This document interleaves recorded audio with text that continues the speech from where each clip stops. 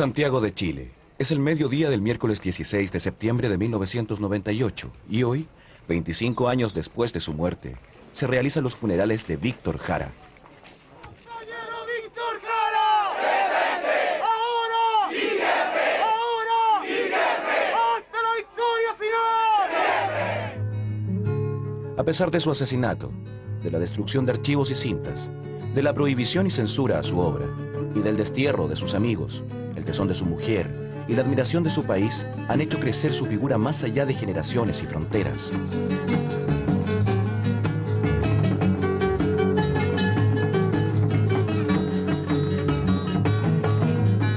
Hoy, 16 de septiembre, el pueblo de Chile recuerda.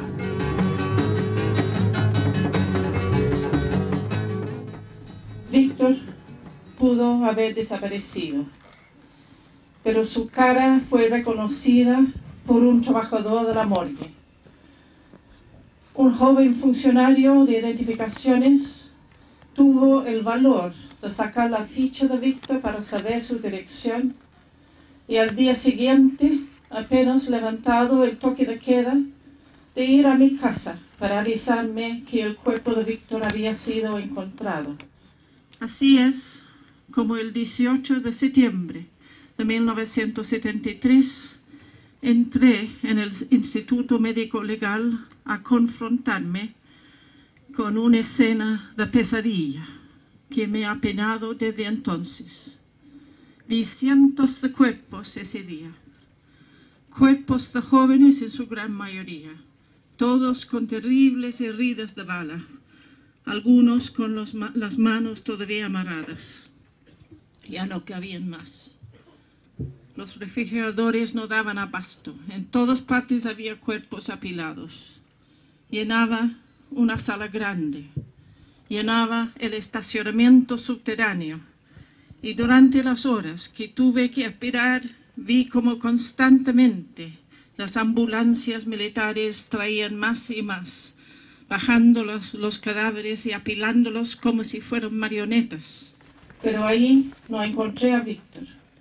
Tuve que subir hasta el segundo piso, donde estaban las oficinas de administración de la morgue, y ahí en un pasillo, casi al final de una larga fila de cadáveres, encontré el cuerpo destrozado de mi amado marido.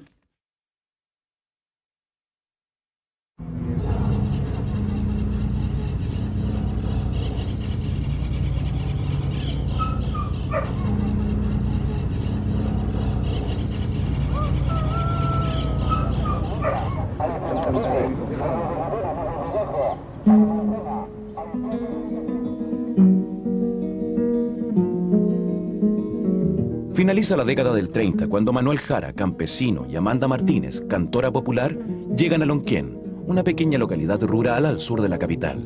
Lo acompañan sus hijos, María, Georgina, Eduardo y el Tito, como lo llaman sus hermanos mayores. Manuel trabaja como inquilino en las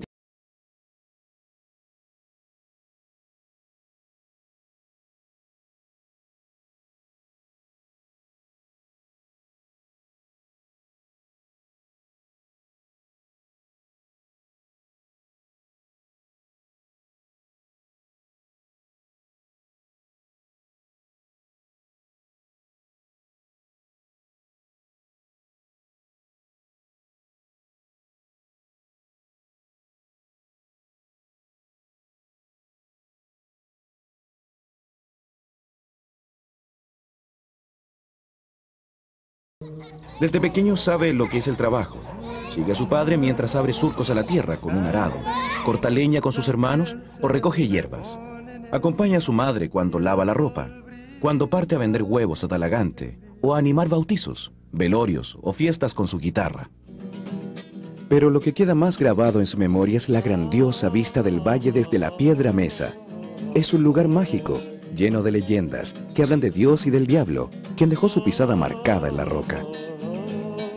Luego, sube hasta la rústica cruz de madera que protege las almas de los campesinos y a Víctor de sus pesadillas. No recuerdo que desde el cielo haya bajado una cosecha. Su padre ha comenzado a beber más de la cuenta, y a las crecientes escenas de violencia familiar se suma el imprevisto accidente de su hermana María al derramársele un caldero de agua hirviendo. Mi padre hubiera dejado de beber. Doña Amanda, mujer fuerte y de acción, llega hasta la estación de trenes de Lonquén. Ahí, con sus ahorros, parte a la capital a torcer su destino y el de sus hijos.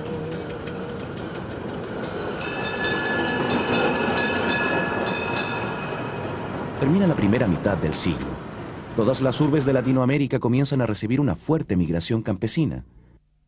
Se instalan como pueden, cerca de la estación del tren, luego en los alrededores de la ciudad, en viviendas improvisadas de madera, suelo de tierra, campamentos marginales, nacidos de tomas de terreno, repelidos por la policía y hundidos en el barro.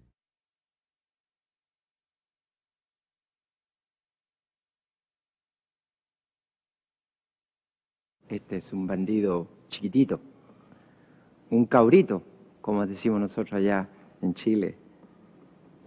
Cabrito chiquitito, de 5 años. Imagínense, es un bandidito, así con la cara sucia, embarradito, que juega con su pelotita de trapo, juega con los perros que andan siempre alrededor de él, un caballo también, porque el papá trabaja con una carretela y el caballo, claro, lo deja en la casa. Como no hay mucho espacio, de pronto el caballo está ahí mirando al Luchín que juega entre las patas de él. Este es un bandidito chico, pero a lo mejor este bandidito en unos 20 años más o en unos 15 años más va a ser capaz de dirigir una fábrica en mi país. Luchín.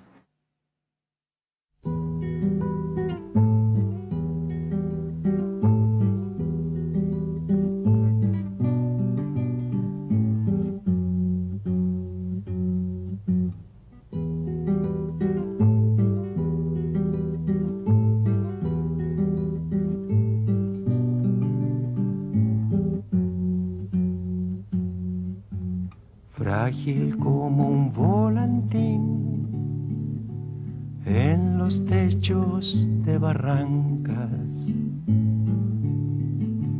jugaba el niño Luchín con sus manitos moradas, con la pelota de trapo, con el gato y con el perro.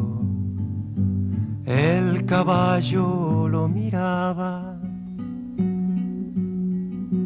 en el agua de sus ojos se bañaba el verde claro, gateaba su corta edad con el potito embarrado, con la pelota de trapo, con el gato y con el perro, y el caballo lo miraba.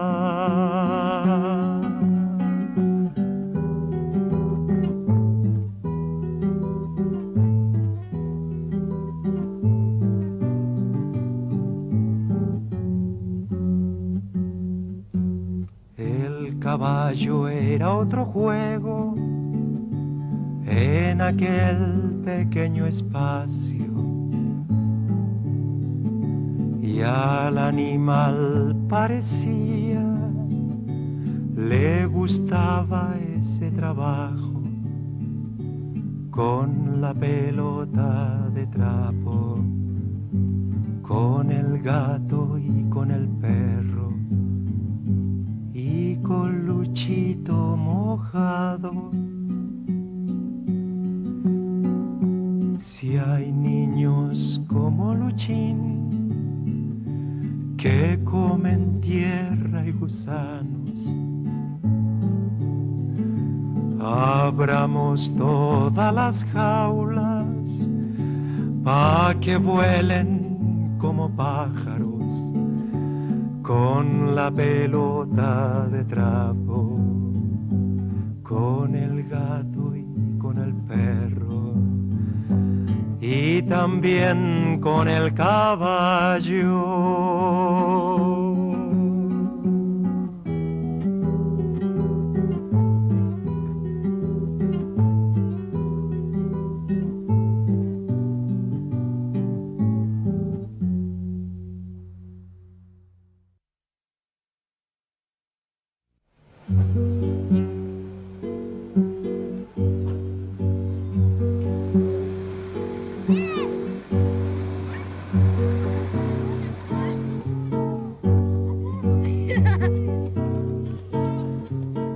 Población Nogales, el antiguo Chuchunco.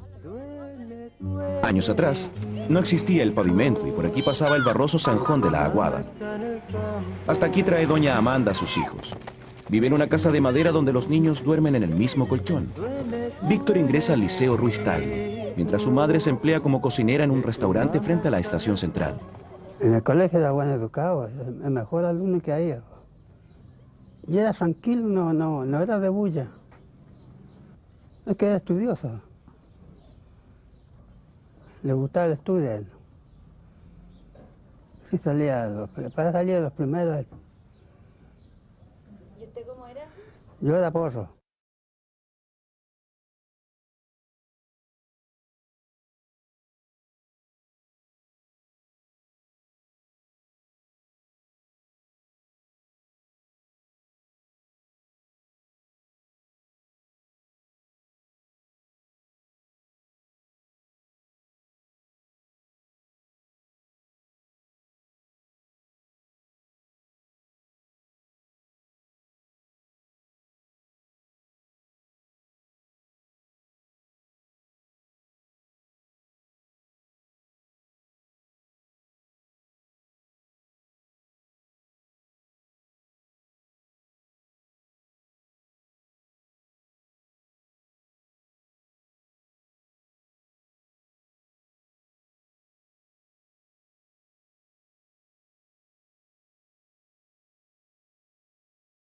Se levanta a las 4 de la mañana. De noche cruza caminando la línea del ferrocarril para ofrecer al amanecer alimento a los feriantes, quienes realizan la mayor parte de sus ventas entre las 6 y las 9 de la mañana.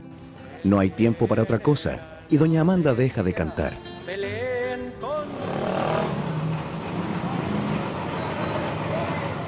Algunas veces, de improviso, Víctor ve llegar de lejos el camión de su padre cargado de melones. Las cosas van bien y la familia Jara se traslada a vivir a la calle J. Beche, una casona que hereda María, su hermana, al casarse con el obrero Juan Pinto. Al fondo hay un frutal y en el patio interior está la pieza del Tito. Víctor Jara era una persona, un joven, muy tranquilo y muy amante a su mamá, adoraba a su madre, a la señora Amanda. Ella siempre una sonrisa, toda la vida una sonrisa para todo el mundo. Tenía una voz bajita y cantaba una canción que me ha quedado grabado para toda la vida, que fue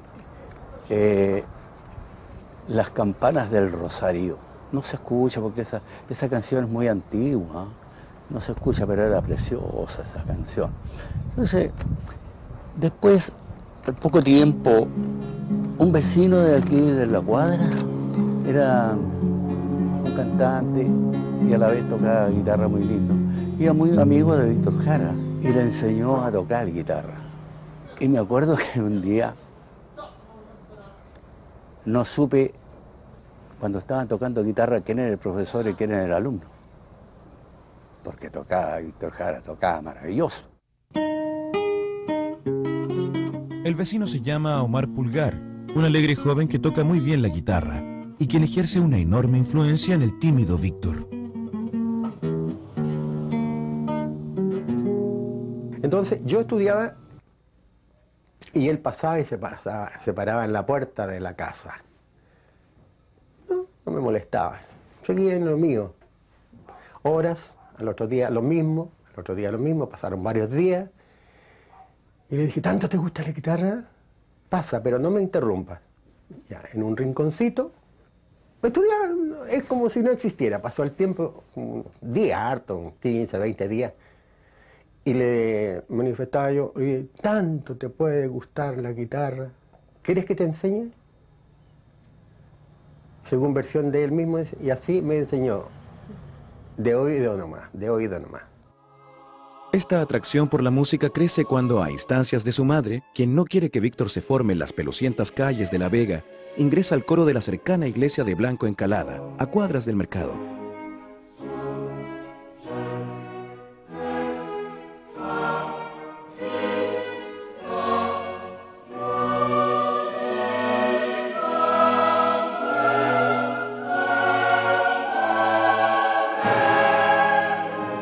La religiosidad encuentra un terreno fértil en Víctor, quien se siente atraído por los conocimientos y la figura paternal del padre Rodríguez.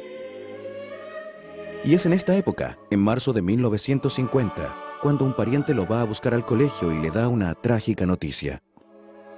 Su madre ha muerto de un ataque al corazón.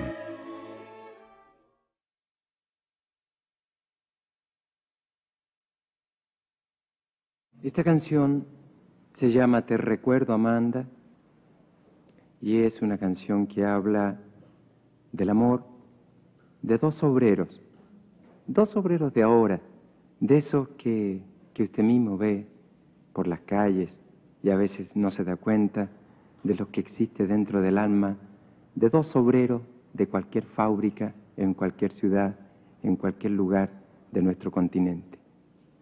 Te recuerdo, Amanda.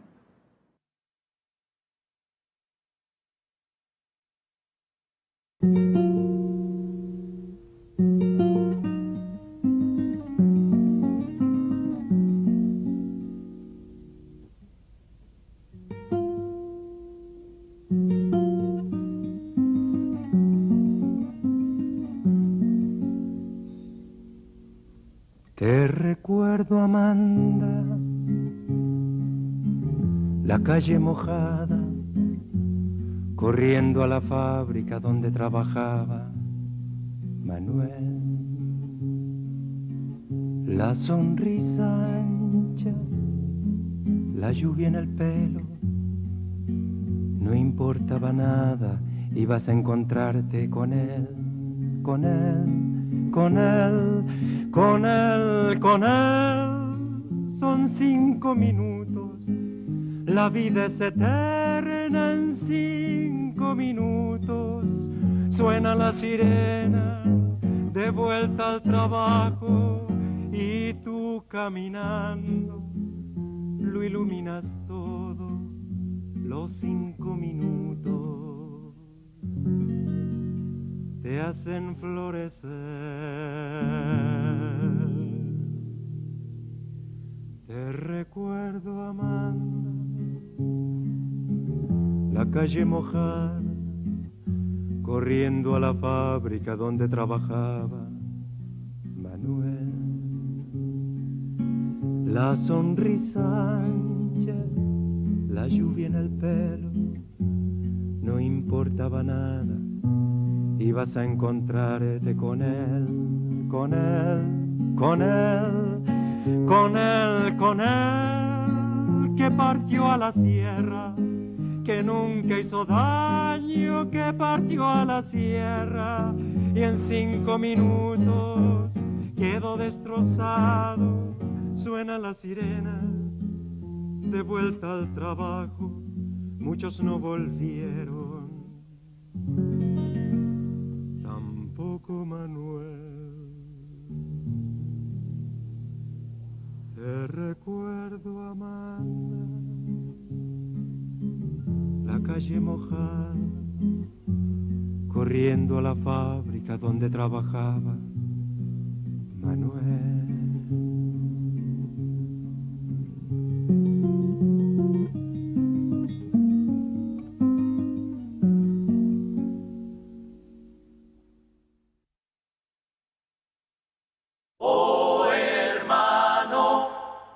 Sintiéndose solo y desorientado, Víctor Jara deja sus estudios para contador y decide entrar al seminario de la Orden de los Redentoristas, donde está 2 años. Ahí se da cuenta que su vocación sacerdotal no es tanta y que la vida monacal es difícil para un hombre de este mundo. Solo, sin tener dónde ir, decide realizar el servicio militar cuando tiene 20 años.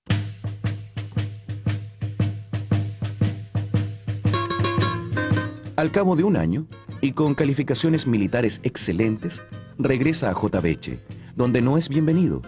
Su cuñado le reprocha el haber abandonado el sacerdocio y le cierra la puerta.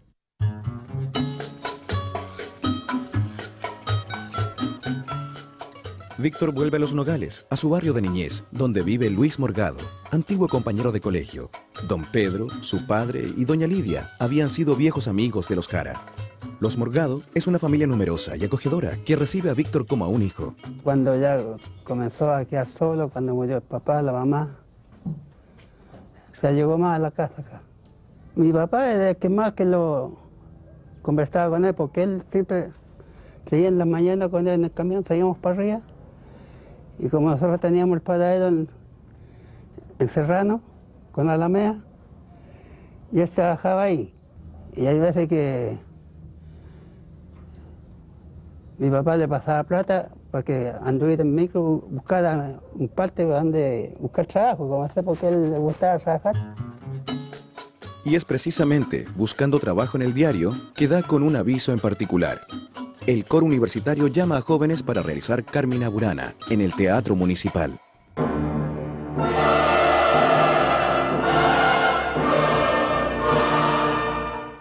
Víctor es aceptado y canta vestido de monje en una esquina del escenario. Desde allí, ve admirado danzar a la bailarina británica Joan Turner. Se siente inmediatamente atraído por ella, pero no se atreve a acercarse. Años después, se convertirá en su mujer. En el Municipal toma contacto con la compañía de mimos de Enrique Neuschwander, donde también participa Alejandro Jodorowsky. Las técnicas corporales, expresivas de la pantomima le dan las herramientas que utilizará en toda su obra y que le permitirán ser aceptado en la Escuela de Teatro de la Universidad de Chile. Bueno, aquí en los años 55, que es cuando yo ingreso a la Escuela de Teatro de la Universidad de Chile, estaba en este edificio. Por esta puerta se entraba y por el lado de Bandera también. Y en el 4º piso, del otro lado del pasillo que hay en el interior, estaba rodeado de oficinas de abogados en aquel tiempo, y ahí había un sector en donde estaba la Escuela de Teatro. Las puertas son las mismas de aquella época. Y no sé, en el interior no he entrado desde aquella época, yo no... Nelson Villagra no ha vuelto a la antigua sede de la Facultad de Teatro de la Universidad de Chile en más de 35 años. Exiliado después del golpe militar, regresó a Chile y a sus recuerdos, entre los que está este lugar y su gran amigo de juventud, Víctor Jara. Es increíble, esto es un training para el corazón, ¿eh? Aquí había una puerta antes. Aquí Víctor estuvo, cuando llegó Víctor, yo ya estaba en el 2º año, que era, claro, era esta puerta el 2º año. No, esto es increíble estar haciendo esto después de tantos años, hombre. Había un portero aquí, que no recuerdo su nombre, muchacho moreno, mayor que nosotros, y salíamos entonces a los ascensores y echar carreras. Con Víctor, por ejemplo, nos entreteníamos en esas tonteras a veces, él por allá, yo por acá, a ver quién llegaba primero al primer piso. Este pasillo que ahora se ve tan frío, pues estaba muy lleno de vida, y figúrate, todos éramos cabros jóvenes, y como toda la juventud de hoy día, igual teníamos nosotros también muchas ilusiones, y la incertidumbre que le da gusto a la vida de no saber qué va a ser de nosotros en años posteriores. En esos años, frente a la facultad existía el mítico café Sao Paulo, lugar de reunión de estudiantes, artistas, profesores y los navegantes del Winnipeg. Fue aquí donde Víctor conoció a Violeta Parra. Pequeña, desgreñada, ella ejercía un poder especial sobre los jóvenes de esa generación. Armada de una grabadora recorría los campos chilenos, empeñada en registrar y salvar la tradición musical popular para redescubrir el verdadero canto folclórico. Víctor está impresionado. Ella estaba enalteciendo y dignificando la música con la que se había criado. Por su parte, Violeta reconoció inmediatamente el talento de Víctor. Lo incentivó a tocar, a cantar profesionalmente y hasta le cedió 2 de sus villancicos. Al poco tiempo, el joven actor salió de la ciudad para realizar una investigación folclórica y quiso el azar que fuera en el mismo lugar donde nació su madre. Yo creo que fue aquí conversando precisamente en este mismo cerro en donde se nos ocurrió la idea de iniciar una investigación folclórica. Y para eso, pues nos fuimos al campo de mis padres en ese tiempo, que quedaba por allá, por los alrededores de Chillán, en un pueblo que se llama El Carmen. Doña María, le ruego, en nombre de la fortuna, me deje ver a su niño, que me van a dar la una. Doña María, le ruego. Trabajábamos en ese tiempo en el verano en las cosechas fundamentalmente de trigo, y cargábamos, primero cortábamos el trigo, ayudábamos a emparvar, ayudábamos a la trilla, y después de las cosechas cargábamos un camión que tenían mis padres y lo llevábamos a la ciudad. Y entre medio de eso, Víctor descubrió que la mejor manera de iniciar su investigación era acompañando al maestro Ratón, que era un tractorista que había por allí en el Carmen en aquellos años, un maravilloso personaje. Y entonces Víctor lo acompañó a este hombre y comenzó a conocer toda la zona. La investigación, que había comenzado prácticamente en mi casa, porque mi madre tocaba la guitarra, algunos vecinos también, una hermana mayor que yo tenía, en fin, todas eran gentes que tenían conocimientos del folclore directo, digamos, pero fue ampliando su horizonte Víctor, y realmente al final de ese primer verano llegó con cosas que yo mismo no conocía. Yo recuerdo a Víctor, y en este cerro y en un banco de este tipo, riéndose siempre. Nos reíamos mucho. Y de aquí salíamos a hacer algunas excursiones a los cines, a los foyers de los cines en realidad, para recoger colillas de cigarrillos, porque de verdad andábamos cortos de dinero, y nos convertimos en expertos en fumar cigarrillos sin tocar con los labios la colilla, digamos, ¿no?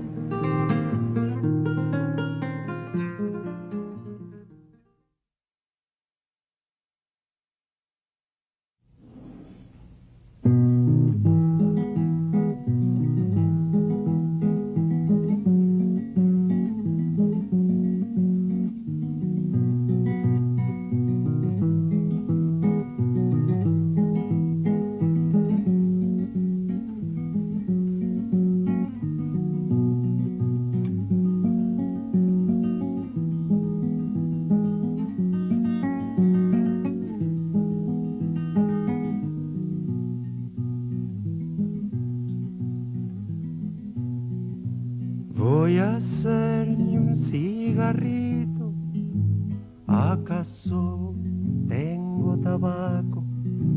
Si no tengo, ¿de dónde saco? Lo más cierto es que no pito. Ay, ay, ay, me querí. Ay, ay, ay, me querí. Ay, ay, ay.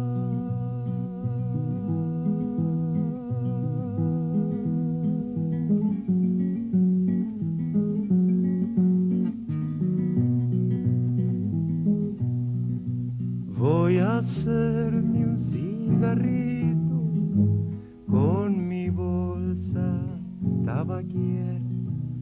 Lo fumo, boto la cola y recójala el que quiera. Ay, ay, ay, me querí. Ay, ay, ay, me querí. Ay, ay, ay.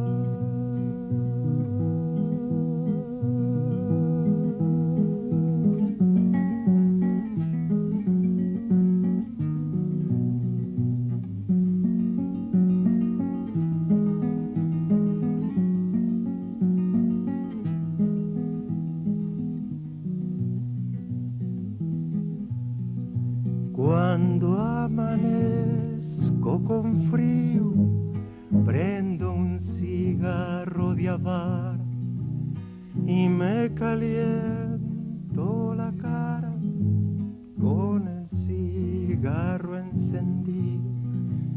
Ay, ay, ay, me querí. Ay, ay, ay, me querí. Ay, ay, ay.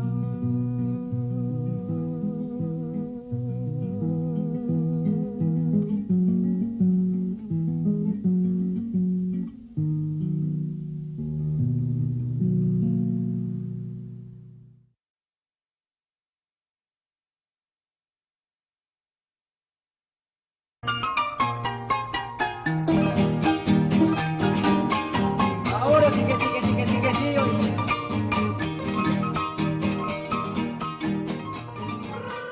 En el Café Sao Paulo, Víctor conoce a Alejandro Reyes, quien lo invita a formar parte de Cuncumen, un naciente conjunto de investigación y rescate de las tradiciones folclóricas. Apoyado por Violeta y Margot Loyola, Víctor se hace cargo de las danzas y trabaja como guitarrista y coreógrafo. Era un extraordinario bailarín. Yo creo que le ayudaba mucho el hecho de ser un hombre de teatro. Se transformaba. Yo te contaba en las danzas de pájaros, zoomorfa, que imitan pájaros, sobre todo aves de rapiña, como el jote, como el aguilucho. Era realmente un pájaro. Era una persona que llamaba la atención por su dominio corporal, básicamente, porque caracterizaba con el cuerpo fantástico. Entonces, bueno, llamó la atención de Pedro Lavarra, que le dio un papel cuando estábamos en el segundo año, a los dos nos dio un papel importante a Víctor, y Víctor tuvo muy buena crítica estando en segundo año. ¿En una obra española que se llama Las de Caín.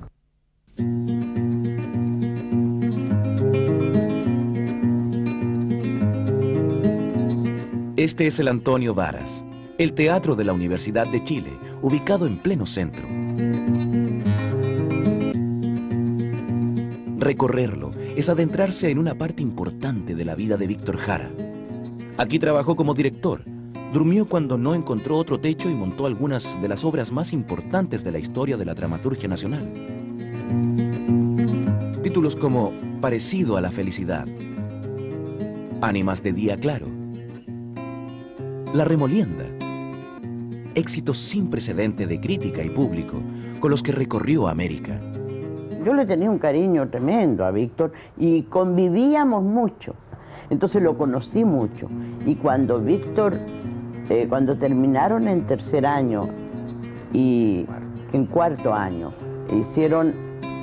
estaban haciendo esa comedia musical que no resultaba porque era demasiada gente, entonces Víctor le dijo, mira, escríbete una obra para 4 personas y ya dejémonos con esta gente que eran como 15 y no iban a los ensayos. En fin. Entonces Alejandro ahí escribió una obra que se llama Parecido a la felicidad, que tiene 4 personajes. Entonces uno de los personajes, por mi edad y mi aspecto y mis condiciones, lo podía hacer yo. Entonces él presentó esta obra oficialmente en el Festival de los Alumnos y fue tan impactante porque era una cosa tan extraordinariamente novedosa, el estilo, el tratamiento del realismo, un tratamiento poético de un realismo que no se hacía así nunca en ninguna parte del mundo.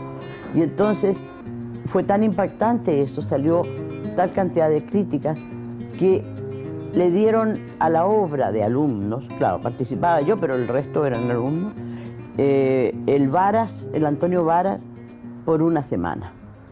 Entonces estuvo haciendo parecido a la felicidad en el Antonio Varas, durante una semana oficialmente con el teatro lleno, como si fuera una obra del Instituto del Teatro, que era en ese momento el teatro de la universidad. Y entonces nosotros seguimos, yo después de ese éxito, Víctor empezó a estudiar dirección.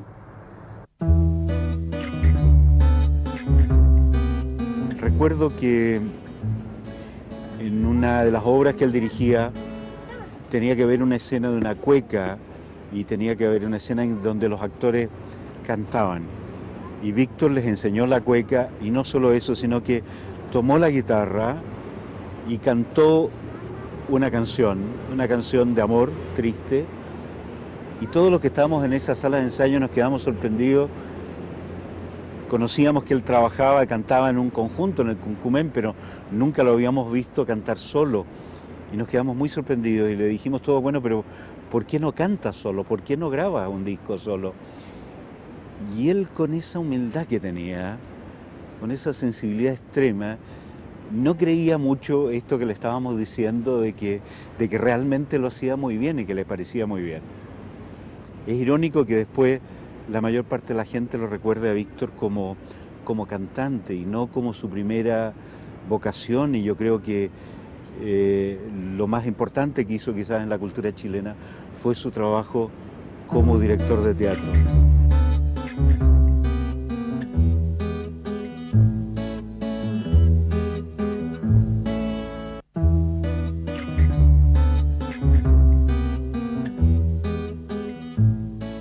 Yo después me enteré de cosas que en ese momento él por pudor no me decía, y yo tampoco me atrevía mucho a preguntarle. Yo no sabía exactamente dónde vivía, dónde pasaba las noches. Luego supe que muchas de sus noches las pasaba en el Teatro Antonio Varas, en los camarines del Teatro Antonio Varas. Él no hacía mucho eco de esas dificultades económicas que tenía y lo que a él le costaba estudiar teatro, el esfuerzo que él tenía que hacer enorme para llegar a ser un director de teatro. Gracias a su amistad, Luis Poirot, hoy reconocido fotógrafo, pudo retratar aquella época sin sospechar la importancia que estas imágenes tendrían años después. Este banco es donde, con una cámara muy parecida a esta, era la primera cámara fotográfica que yo tenía, con la que tenía que hacer todas mis primeras fotos profesionales. Tomé esta foto en este mismo lugar. Yo recuerdo a Víctor así, una persona alegre, optimista, ¿no? Como está en esta imagen, en este lugar. Así es como me gusta recordarlo a mí. No me gusta la imagen trágica, la imagen densa de Víctor. Este es el Víctor que a mí me gusta recordar, ¿no? Es curioso cómo permanecen los objetos, este banco igual, estos árboles, este edificio igual.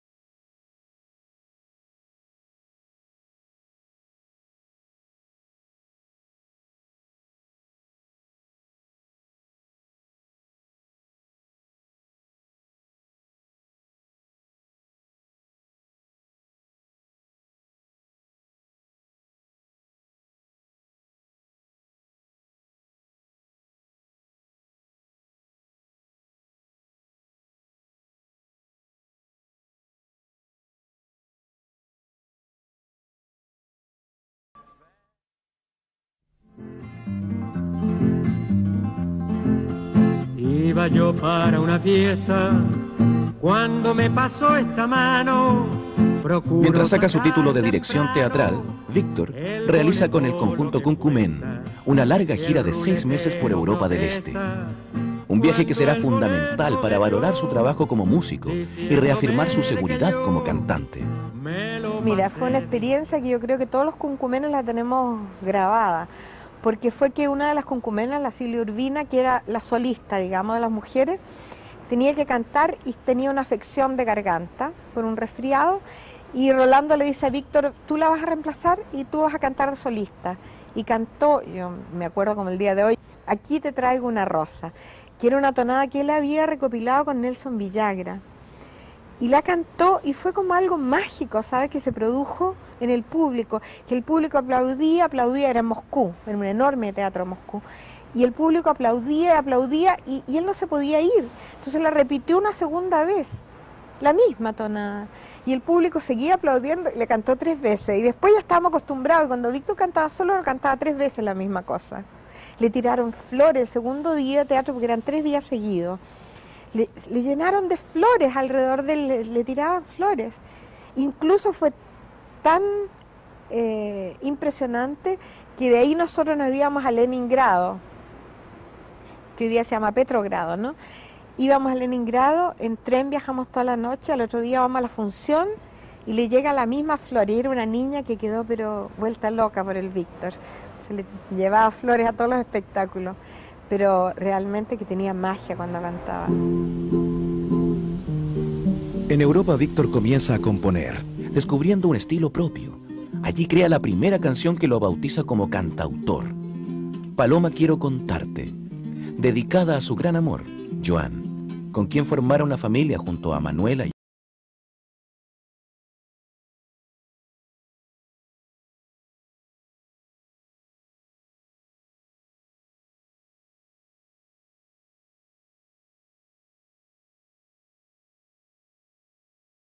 Chile, y él era un alumno destacado de actuación, así que lo tuve en la clase. Creo que era el mejor alumno de su curso, ¿no? Era un curso bien dotado. Pero después, digamos, ¿cuántos años después? Unos 3 o 4 años después de eso, o sea, cuando yo me separé de mi primer marido, se me acabó ese matrimonio, Víctor se acercó a mí. Pensé que me había visto bailar y como yo le gustaba un poco, ¿no? Entonces... ¿Qué fue lo que te atrajo de él? ¿Qué te atrajo de él?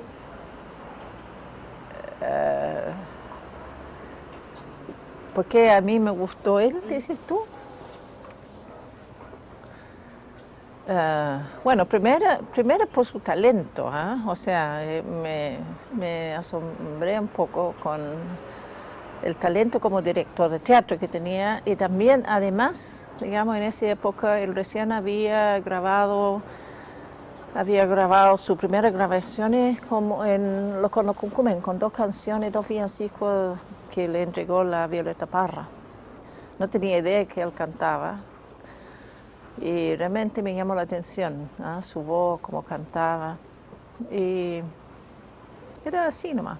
Pero yo creo que es muy difícil no empezar a enamorarse de una persona que se entrega a uno también, ¿no es cierto? Con mucha ternura. Y me ayudaba harto él al principio. Yo era una especie de erizo, de neura, ¿no?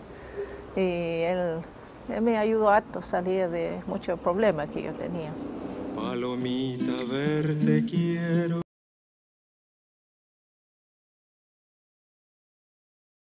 Sí, yo creo que había sido como el sueño de Víctor, ¿no? Tenía familia, siempre hablamos del nombre, ¿no?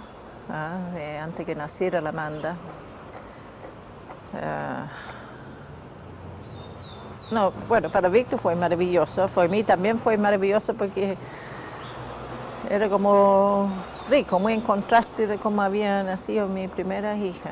Y me acuerdo que la Manuela me contaba, bueno, como Víctor lo vino a buscar, porque estaba en el kinder, ¿no? Y lo vino a buscar todo excitado, así como para venir a conocer a su hermanita, ¿no? Así.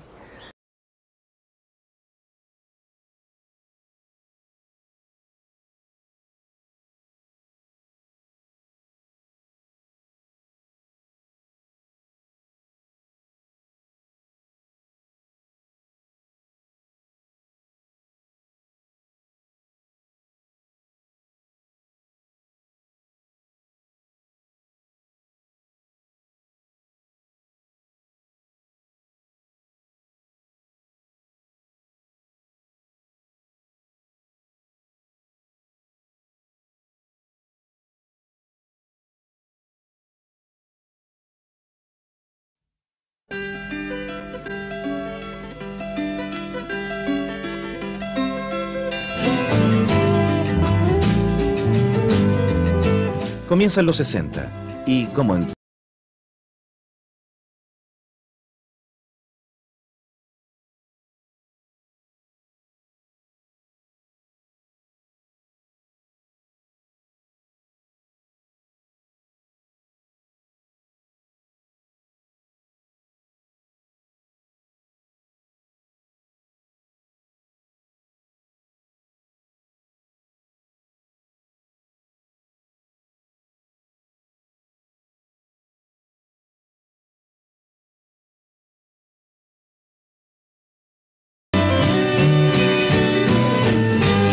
la gloriosa Feria de Artes Plásticas del Parque Forestal, celebrada esos años en la ribera del Mapocho, da testimonio de aquella época.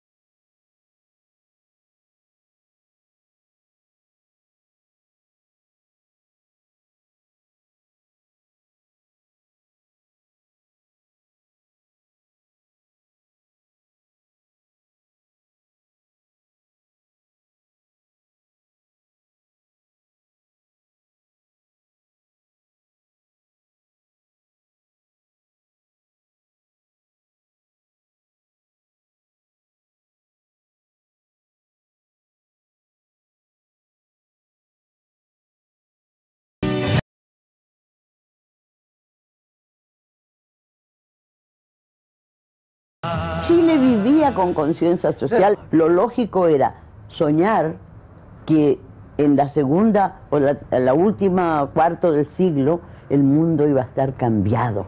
Y no iba a haber pobres, iba a haber justicia. Uno peleaba por el equilibrio y la justicia. Pero eso era lo natural. Ahora parece un término trasnochado. Yo lo he llamado siempre como el renacimiento, un renacimiento cultural. El renacimiento chileno, porque esa base ya existía la poesía popular, existía existía una conciencia de patria, de patria no en el sentido militar, de tierra nuestra, y nosotros simplemente lo que hicimos fue llevarla a la realidad. Y cuando digo nosotros, siempre me refiero yo a todos los otros, a los escritores, a los cineastas, a los bailarines, a todo el mundo.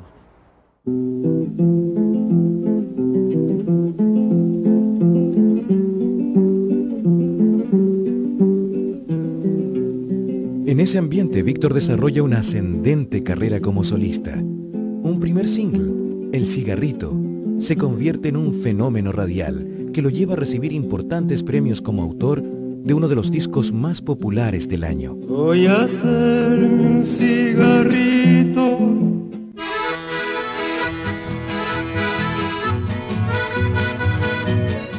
Es en ese momento que los hermanos Ángel e Isabel, hijos de Violeta, lo invitan a cantar a la Peña de los Parra, una vieja casona donde Víctor trabajará por 8 años, hasta el golpe militar del 73, y que dio cuenta de ese renacimiento cultural que se vivía en Chile. Esto comenzaba a las 10 de la noche y terminaba a las 1, 2 de la mañana. Cada uno de los artistas que pasaba aquí cantaba 45 minutos, 1 hora. Era muy definido el estilo de Patricio Mas, de Rolando Alarcón, de Isabel, el de Víctor. Entonces era una paleta así de colores y de sabores y de melodías que al público le fascinaba.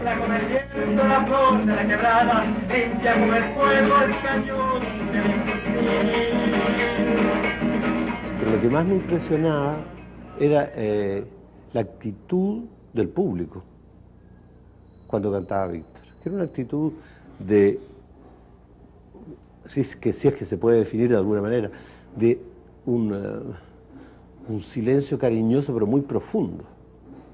Porque él cantaba muy suave y tocaba la guitarra con una técnica que es totalmente distinta a la mía. Yo toco con mucha uña, ¿no? Sin uñeta pero con uñas, de verdad. Y él no, él tocaba simplemente con la yema de los dedos. Entonces la guitarra de él era una guitarra muy, muy suave, que había que hacer silencio para poder escucharla.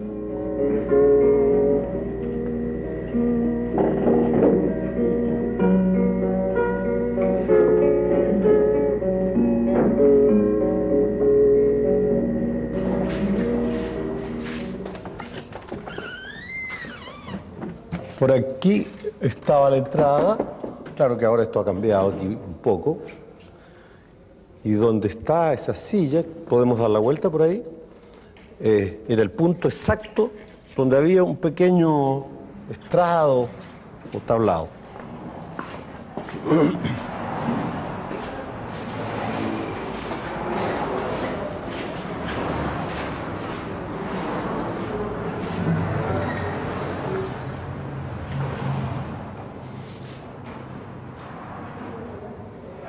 Era aquí exactamente, donde está este famoso estrado, y desde aquí, hacia allá, hacia acá, todo esto estaba lleno de gente con mesas muy bajitas, y por aquí cantábamos.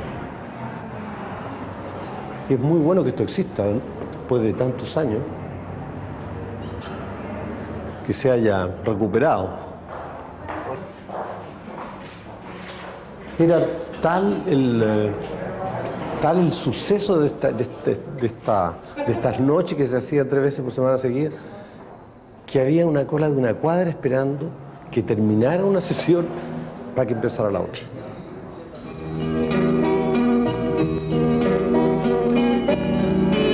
En 1967, año que muere Violeta Parra, se produce un fenómeno cultural. Las peñas se reproducen por todo el país. Jóvenes con su guitarra hablando de su tiempo, de una nueva visión de la vida más real y comprometida en un lenguaje propio y reconocible.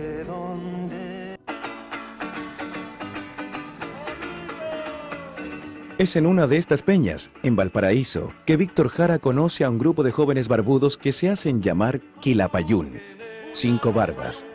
Eduardo Carrasco, su líder, le propone el cargo de director musical y Víctor los convierte en una de las agrupaciones más características y populares de la época.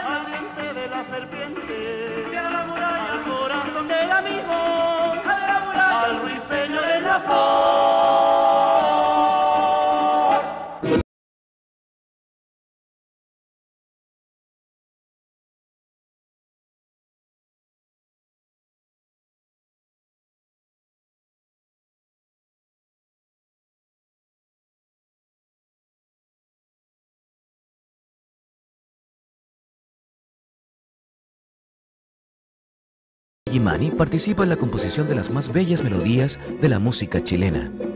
La nueva canción chilena, que fue un movimiento extraordinario, mirado a la distancia, tal vez ha sido lo más revolucionario que se ha hecho en términos musicales en este siglo en Chile. Y Víctor era una persona tremendamente conocedora del canto campesino. Él nos cantaba canciones y tonadas muy bonitas, tonadas muy tristes, muy típicas del campo chileno, pero con esta cosa, con este agregado que parte con Violeta Parra y que es la incorporación a la canción chilena de temáticas que hablen de las personas, que hablen del trabajo de la gente, de los problemas de la gente, más allá de esta visión paisajista a la que nos tenía acostumbrado un poco, entre comillas, el folclore chileno. En 1969, Víctor Jara lanza Pongo en tus manos abiertas. Son sonidos experimentales, sin alejarse del folclore. La obra viene cargada de profundas críticas sociales e ironías políticas. Que viene el guanaco y detrás los pacos, la bomba adelante, la paralizante. La consagración absoluta como cantautor viene pronto, cuando gana el primer festival de la nueva canción acompañado por Quilapayún. Lo hace con uno de sus temas más emblemáticos, Plegaria a un labrador, que canta en el escenario de un estadio Chile repleto.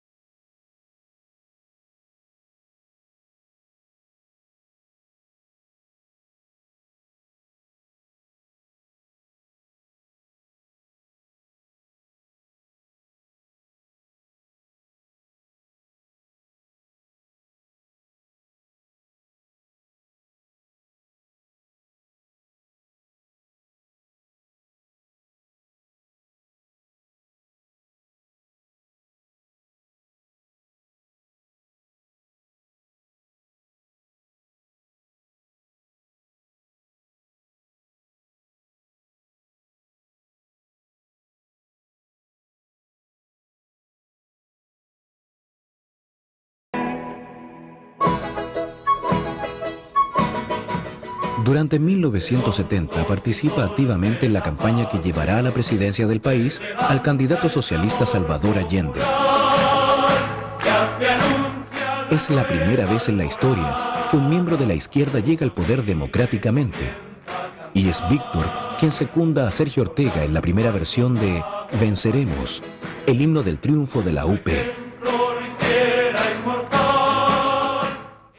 Cuando voy al trabajo, Víctor Jara se convierte en un ídolo juvenil. Sus obras de teatro atraen mucho público. Sus discos se venden masivamente y su rostro es familiar en la televisión y la prensa escrita. Hay que decir que el Víctor, además, él tuvo una apertura.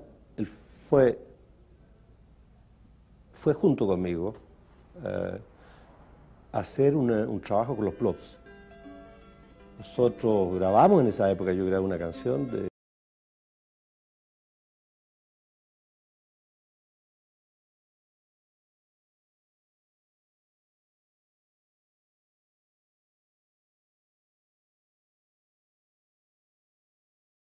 hacia la tradición, hacia el folclore, pero también hacia el futuro, hacía que fuera un puente ideal por donde transitaba la juventud. la fiesta ya ha comenzado y la cosa está que arde. En 1971 edita El derecho de vivir en paz, con un sonido más actual. Junto a los principales músicos del país, se integra al Departamento de Extensión de la Universidad Técnica. También compone para Inti Illimani la música incidental de Televisión Nacional.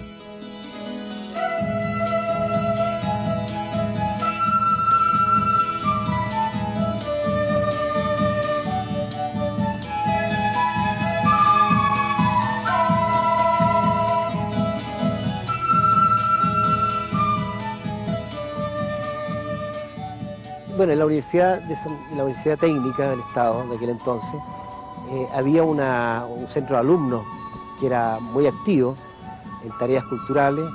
Formaba parte de ese centro de alumnos Jorge Culón, antes de que fuera integrante del conjunto Inti Illimani.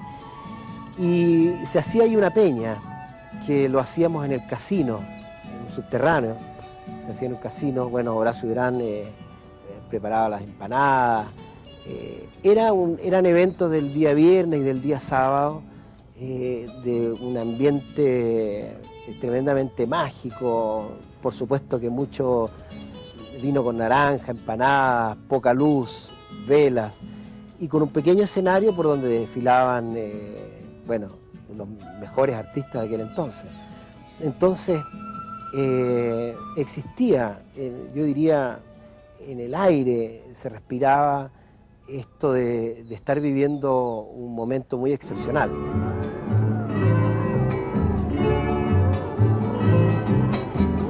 Como embajador cultural de la UP realiza giras por Latinoamérica y es invitado a Inglaterra en su calidad de director teatral. De regreso, monta una pieza de Joe Orton, el visionario y aún desconocido dramaturgo británico. El 72 organiza el multitudinario acto de bienvenida al Premio Nobel Pablo Neruda en el Estadio Nacional y publica La Población, un disco que como ninguno manifiesta su compromiso con la realidad nacional. Para este trabajo mancomunado realiza una acuciosa investigación en campamentos marginales del país.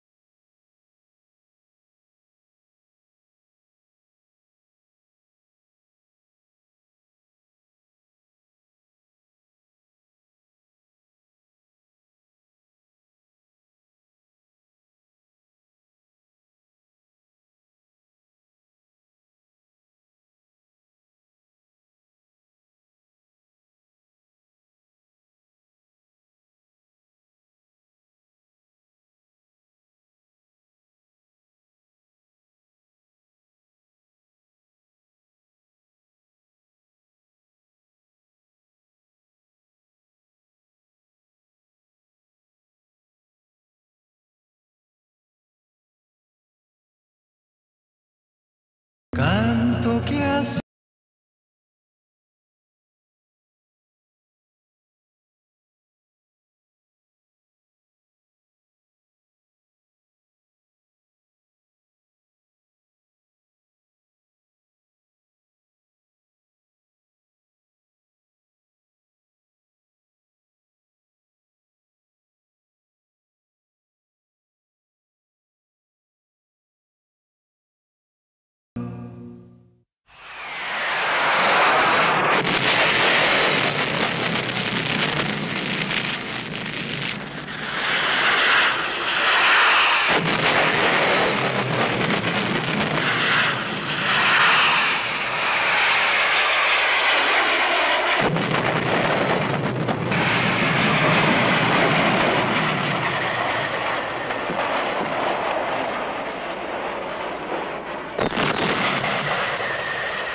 Estamos como esperando algo terrible, ¿no? Pero yo creo que no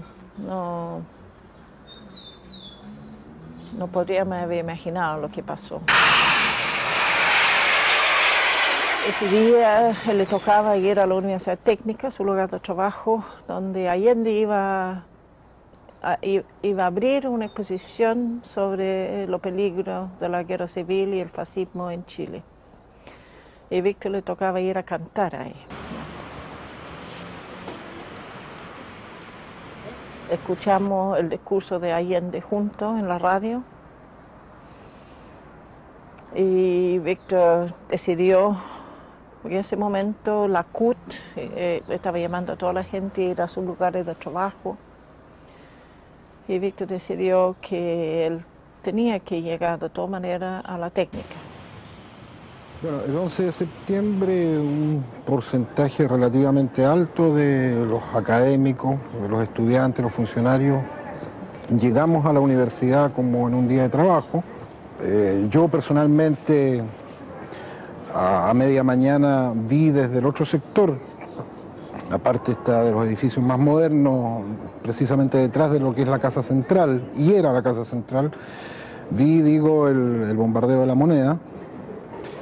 Y después de mediodía, en fin, ya se aclaró un poco quiénes habían decidido quedarse, en general diría yo, atendiendo a lo que había sido la consigna de la Central Única de Trabajadores de Chile, que había solicitado a los trabajadores que permanecieran en sus empresas, digamos, como única forma pacífica de repudio al golpe de Estado.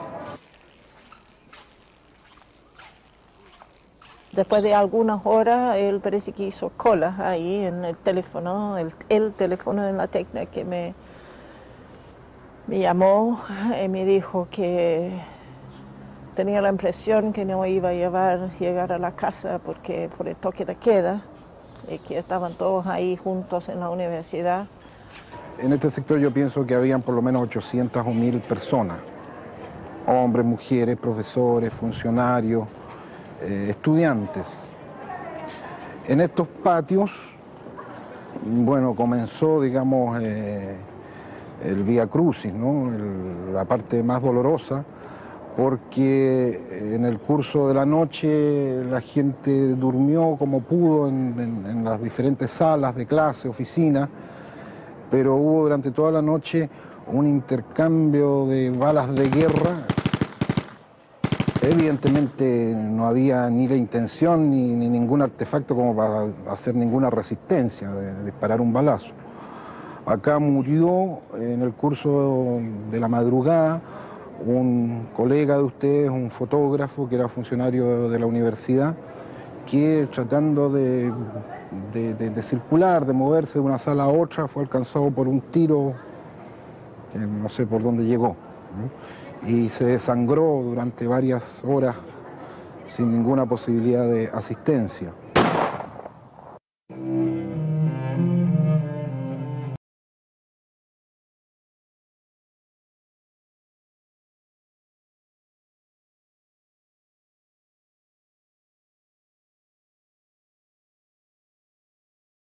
Bueno, yo por amistad personal y porque coincidimos en esa circunstancia, me junté con Víctor Jara y otras personas y pasamos la noche, que fue una noche muy fría, esa del 11 al 12 de septiembre, en una dependencia que está en otro rincón de este edificio.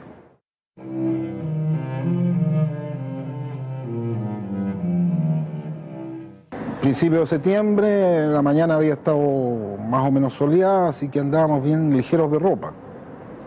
Y buscando, yo me acordé de que aquí había unas dependencias de un departamento de ciencias sociales de la Escuela de Ingeniería, y nos consideramos afortunados cuando encontramos en una de estas salas un montón de diarios que los esparcimos, nos hicimos una especie de nidito, digamos, para estar un poco más calientito. Pasamos la noche, 4 personas, Víctor, diría yo, un poco para adentro, un poco lleno de emociones, pero muy silencioso. Con todo conversamos, contamos chistes, hicimos lo que pudimos para pasar esa noche de tanto balazo. En la madrugada pensamos de que estábamos un poco aislados y que era evidente de que iba a haber un ingreso de los militares y que no era nada bueno de que nos encontraran, digamos, a 4 personas aisladas y solas.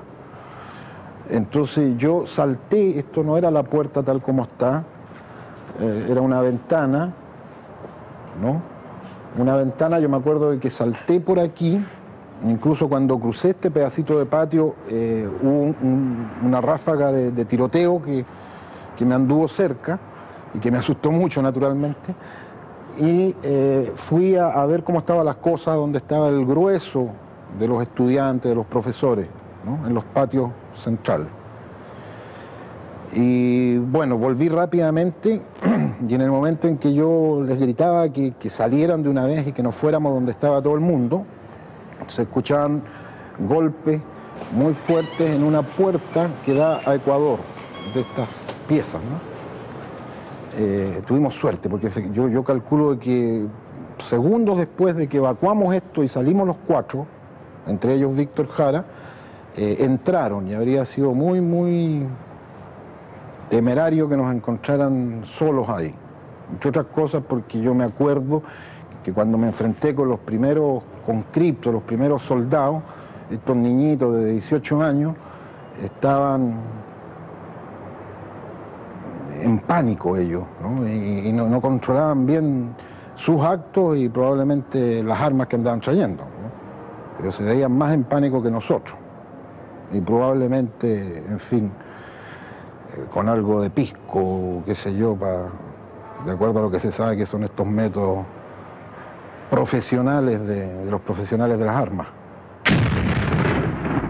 No sé, entre 8 y 9 de la mañana, vamos a suponer, hubo un ingreso después de un tiro de mortero o algo así, ¿no? Algo muy, muy contundente, de gran calibre, en la puerta histórica principal de entrada a esta Escuela de Artes y Oficios, ¿no? Y bueno, un gran número, 500 o más de 500 militares ingresaron por todos lados y a los que pasamos a ser prisioneros de guerra, según me pude percatar después, nos trataron muy mal. Estos 2 patios estaban llenos de los hombres, los varones, digamos, de guata en el suelo, manos en la nuca, eso durante muchas horas.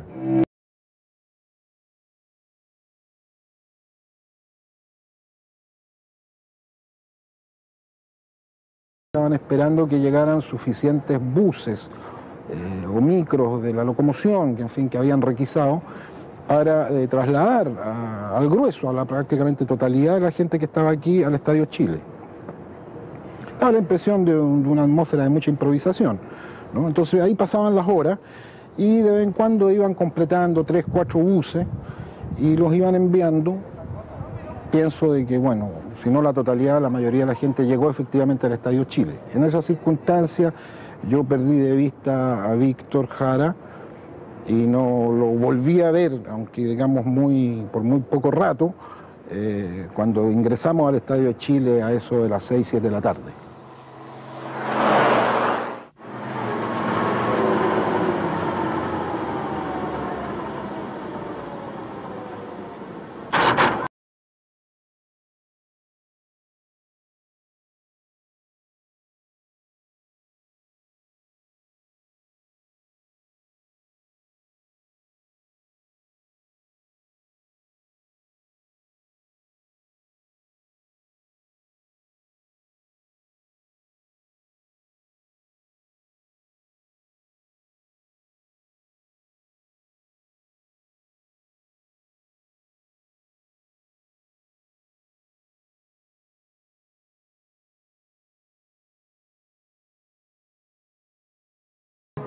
y a las 3 de la tarde nos empiezan a trasladar en unos buses en los cuales todos veníamos arrodillados y uno sentado, es decir, arrodillados uno encima de otro en la práctica.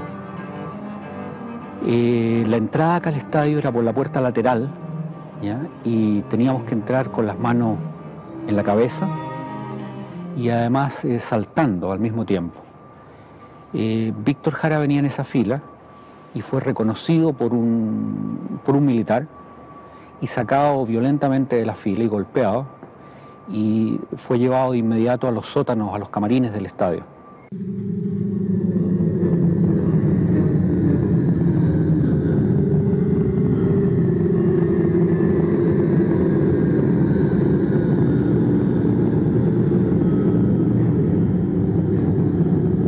Como te decía, cuando entramos al estadio él fue inmediatamente separado, inmediatamente golpeado delante de toda la gente que estaba en la fila y llevado de inmediato a los camarines del estadio. Y allí fue él muy golpeado. Y bueno, la gente aquí, nosotros simplemente, como tú comprendes, como no nos podíamos mover, no podíamos saber lo que pasaba en otras partes del estadio, pero indudablemente los rumores que se tenían es que la gente la estaban torturando. Y de hecho, cuando Víctor volvió al grupo de nosotros, él venía totalmente golpeado, traía un ojo totalmente cerrado y amoratado, ¿no es cierto? Tenía las manos hechas tiras, ¿no es cierto? Se quejaba de dolores en el pecho, ¿no es cierto? Por lo tanto, era una cosa clara que lo habían golpeado mucho.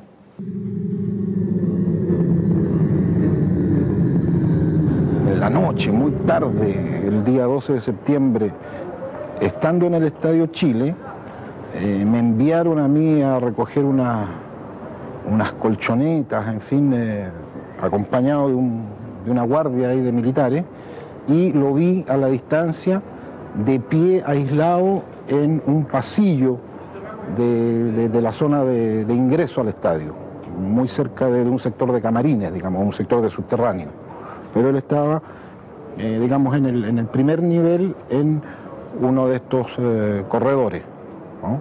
Entonces allí sí que no me cupo duda de que lo habían identificado, que lo habían maltratado, porque tenía un aspecto más desastroso que la generalidad de los que estábamos allí.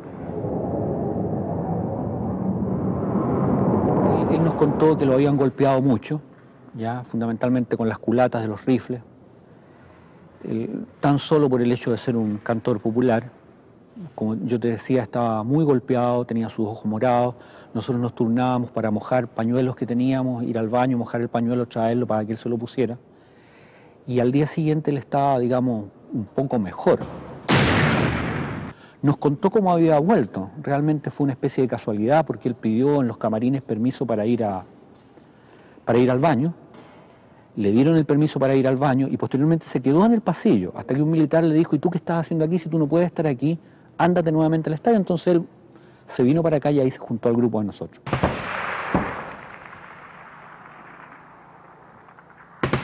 Era un ambiente de terror. Todo lo que se hacía era para mantener a la gente asustada. De repente los militares empezaban a disparar aquí. Me recuerdo que una persona cayó en el lado de allá, herido producto de rebotes de bala, y era con el objeto de tener a la gente aterrorizada. Obviamente había mucha gente que estaba en malas condiciones psicológicas. Ahora, Víctor, a pesar de que estaba extremadamente golpeado, él mantuvo siempre, yo diría, su moral muy en alto y tuvo muchas palabras de ánimo para mucha gente que estaba aquí en los alrededores de él, que no estábamos en absoluto golpeados. Él era el que estaba golpeado, y sin embargo, él le daba ánimo a muchas personas.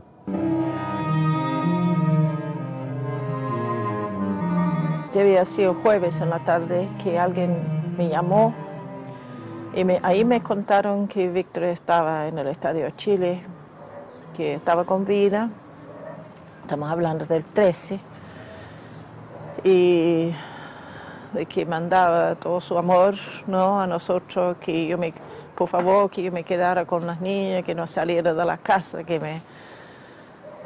etcétera, que no quería tanto. Y eso era el último mensaje que recibí de él.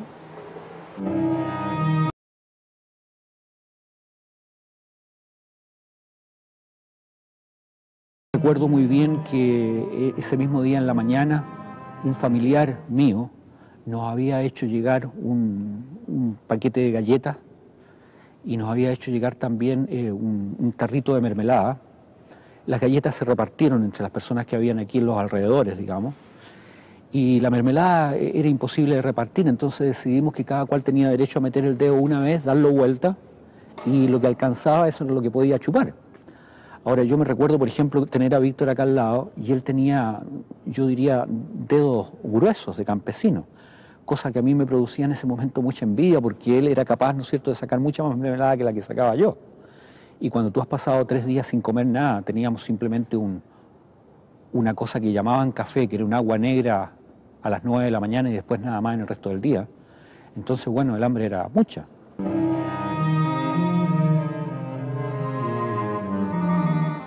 Incluso me mandó un mensaje súper práctico, ¿ya? Sí.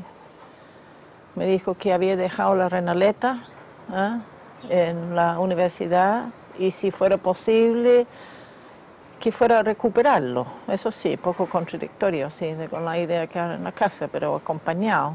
Pero en el hecho no había nada para acompañarme. Yo pensaba que era necesario tener un auto en la casa y partir para la universidad. Y ahí encontré fuera de esa escena, con todos los ventanales de la universidad rotos y todo eso, estaba nuestro renaleta solo en el estacionamiento. Y con manchas de sangre alrededor, los vidrios todos rotos.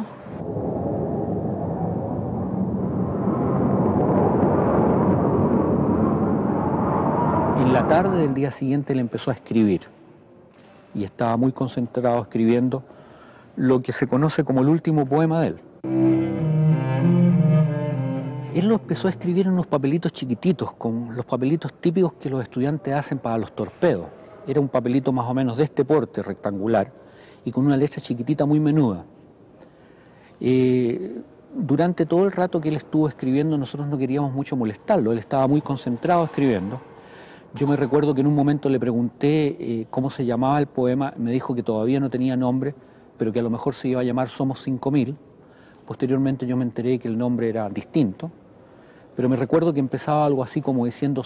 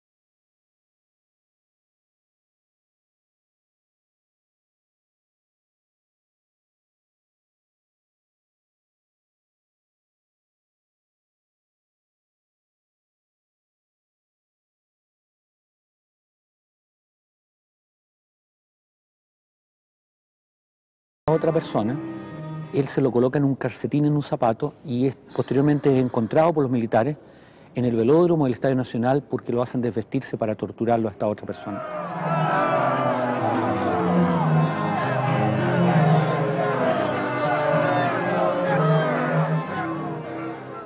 Yo supe que había otro compañero que había sacado el poema del estadio y quería ubicarme, quería entregármelo. Y yo le esperé, creo que en 2 ocasiones, en lugares donde me había dicho, así por aquí cerquita, no quería venir a la casa, pero no llegó nunca. Entonces no llegó a mis manos, yo no lo saqué hacia Chile, se fue sacado por otra gente, ¿sí?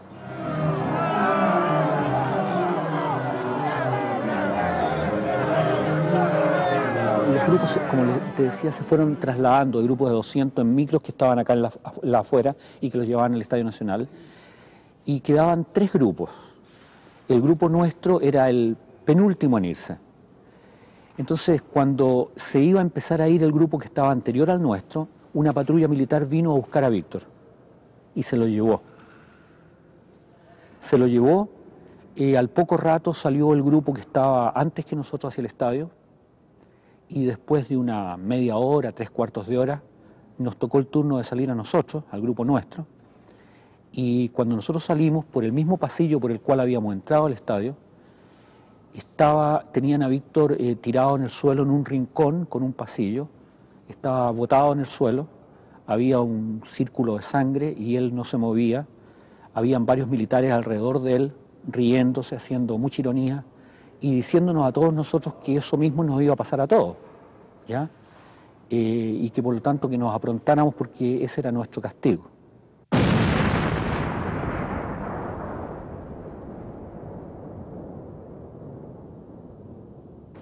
Domingo en la noche, de repente me llegó la certidumbre que Víctor estaba muerto. Era como las 2 de la mañana y yo estaba como acostado, ¿no? Estaba durmiendo y yo sentí como una especie de explosión, ¿no? Le estoy contando eso, que me tomó todo el cuerpo y me acuerdo sentándome en la oscuridad, había una especie de vacío terrible. Y en mi convicción que eso fue el momento que mataron a Víctor. No sé. Hasta hoy el crimen cometido contra Víctor Jara no ha sido aclarado. Sus familiares no saben qué ocurrió entre la tarde del sábado 15 y el domingo 16 de septiembre de 1973, cuando su cuerpo fue reconocido en la pared exterior del cementerio metropolitano, junto a otros 5 cadáveres. Su cuerpo estaba ametrallado, con múltiples heridas de bala. Desde el cementerio fue trasladado por extraños de civil hasta la morgue como NN, para ser enterrado en una fosa común. Hasta hoy los culpables continúan libres. El martes de la mañana, que era el 18 de septiembre, llegó un joven aquí tocando la puerta. Me pidió que, por favor, que si lo podría dejar entrar. Me mostró su carnet, me dijo que era de la J, que él estaba trabajando ahí de identificaciones, trabajaba en la morgue, estaba trabajando, tratando de identificar a las personas en la morgue. Y pensaba que se había encontrado a Víctor ahí.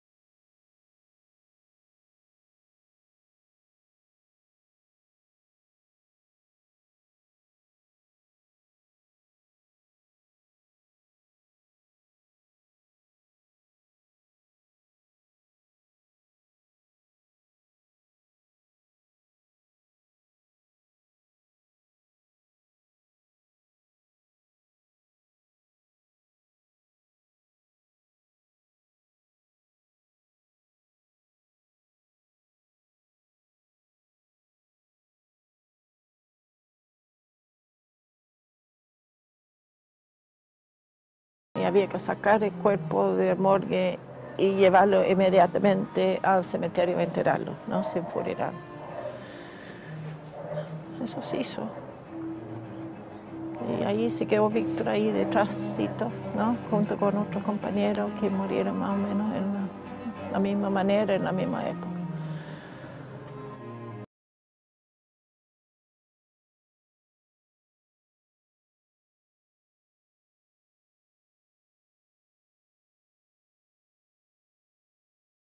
No, salió un pequeño parágrafo en la segunda, diciendo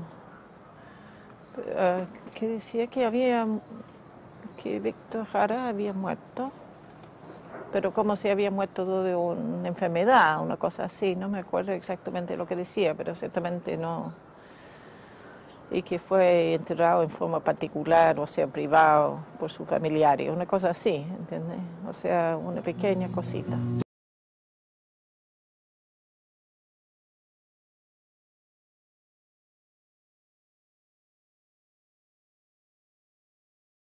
Lo supe estando yo ya en el estadio. Alguien hizo correr un recorte de diario que llegó rápidamente ahí a mis manos. Esto tiene que haber sido el 17, antes no. Porque a mediodía fue cuando llamaron por teléfono, yo estaba ahí haciendo una ensalada y Alejandro me dice, llamó fulano y dice que Víctor está muerto en la morgue. Yo ya se me caían las cosas, le dije, no puede ser. Además, No, no lo conoce, que no conoce, ese tipo no lo conoce, no es él, por nomás, no es él, es otra persona. Yo estaba en una casa de seguridad, escondido, y salí a hacer una gestión cerca de esa casa y me encontré por casualidad con Sergio Aguirre. Un primo que trabajaba en la morgue y andaba él buscando gente arriba. Y los encontraba que dice que era Víctor Jara. Y él vino a avisarlo. Y nosotros, aunque no entendíamos mucho italiano, estábamos atentos a cualquier noticia y una de esas fue que Víctor Jara había sido asesinado. Poco antes de evacuar el Estadio Nacional, autorizaron a un familiar a despedirse de nosotros. Ahí tuve la confirmación definitiva. Yo creo que fue al día siguiente, probablemente, que Joan habría reconocido a Víctor, que me lo contó Sergio en alguna calle. Y pues increíble, son de esas cosas increíbles, pero como este país a partir de esos años se convirtió en algo increíble. Fue un momento bastante... Todos los que estábamos ahí, que éramos más de 10.000 personas, ya lo sabían, porque a mí me llegó ya muy ajado un recorte pequeño. Pensamos naturalmente nosotros en García Lorca, primero que nada, ¿no? Pensamos en lo terrible de que un ejército nacional, un ejército de tu país, de tu patria, comience a seccionar ese país, exterminando lo mejor del país. Supe de muchas muertes en ese momento y era el afán de supervivencia, como que la emoción no te deja aflorar. Y meses después, me estoy acordando ahora, meses después, quizás 3 meses o 4 meses después, yo estaba en París, en la casa de mi padre, y aparece Joan Baez en un programa de televisión y dice, voy a cantar una canción en recuerdo de Víctor Jara, y canta Te recuerdo amante. Y yo lloré sin parar, y creo que era el llanto que tenía acumulado por todos esos meses, por todas esas muertes de esos amigos, que me salió y lloré no sé cuánto rato. Yo salí de Chile con mis hijas un mes después del golpe militar. Y en ese momento ya el sello de capa había saqueado, lo habían saqueado, lo habían destruido los masters, ¿no?, de la obra de Víctor y tantos otros. En el EMI también, o sea, decían que tenía órdenes de destruirlo. La gente en realidad tenía miedo de tener discos de Víctor. Yo sé que mucha gente lo destruyeron. Por suerte, Víctor había estado grabando sus últimas canciones y en la casa había copias de los masters, o sea, había traído acá para escucharlos acá. Y estas grabaciones me lo sacó de Chile un equipo de la televisión sueca, ¿no? Porque yo realmente no me atreví a salir por el aeropuerto con eso en caso de que me lo confiscaran, ¿no? Así me lo sacaron, me entregaron después en Europa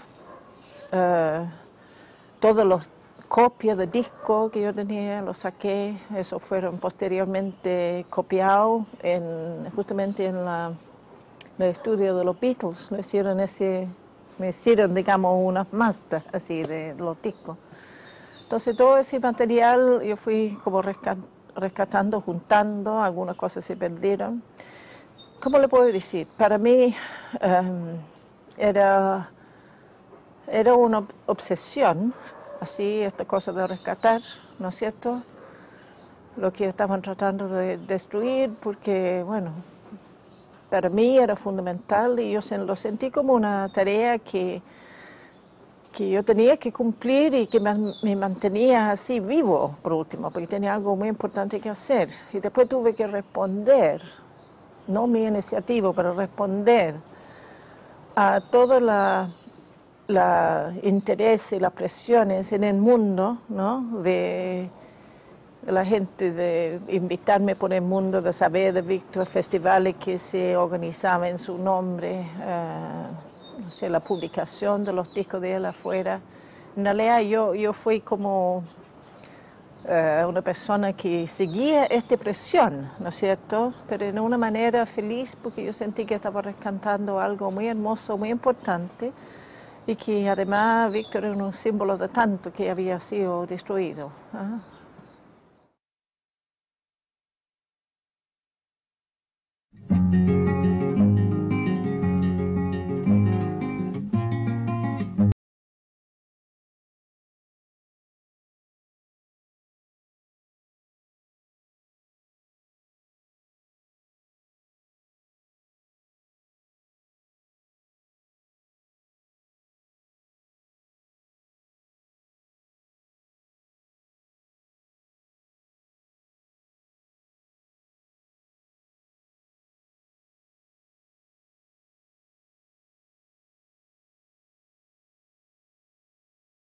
El surco de tu arrozal, el derecho de vivir en paz. Indochina es el lugar más allá del ancho mar, donde revientan la sol con genocidio y napalm. La luna es una explosión que funde todo el clamor, el derecho de vivir en paz.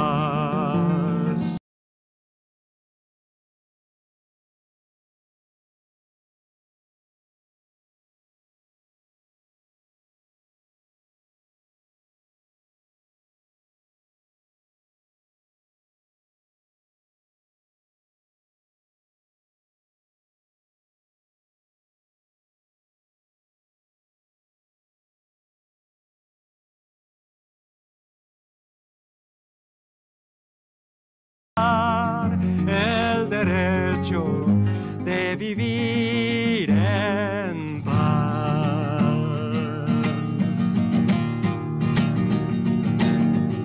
La la la la la la la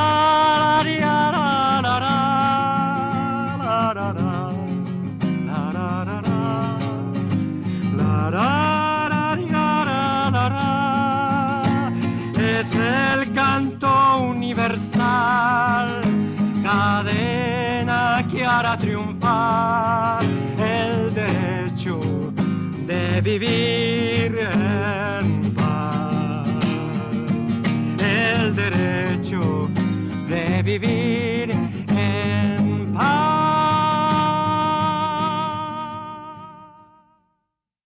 En mi casa siempre había una guitarra, porque mi mamá era cantora, como decimos nosotros allá. Cantora, es decir, ella cantaba en velorios, en bautizos, en casamientos, en todo tipo de cosas. De esas canciones que se cantan en el campo, digamos, que se aprenden por generaciones, ¿sí? Posteriormente, ya cuando llegamos a la ciudad, etcétera, empezaron los estudios. Después me tocó la fortuna, puedo decir, de conocer a Violeta Parra. Y eso ha significado también algo bastante especial para aclarar lo que yo tenía que hacer.